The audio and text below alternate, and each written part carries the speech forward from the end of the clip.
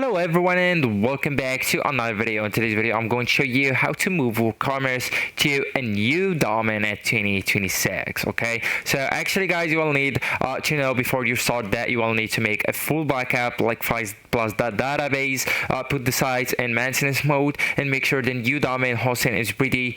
Alright, so you will need to use the same PHP version on both servers and do this during low traffic hours. Okay, so actually guys, first you will need to copy the website files to the new domain, right? And to do that you will need to go with appearance right here and just copy right there the site, okay, on the editor.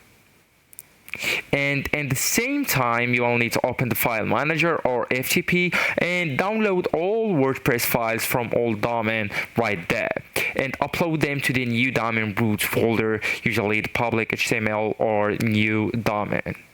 You will need to include right there files like WP content, WP admin, includes HTA access and WP config.php. And then just go with the PHP my admin, the old domain, and select your database right then. Click on export, then quick, then SQL, and download right there the .sql file.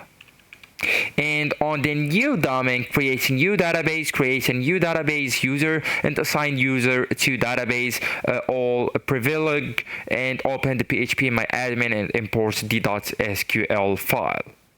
So actually guys, that's it. This is the end of the video. Thank you so much for watching and goodbye.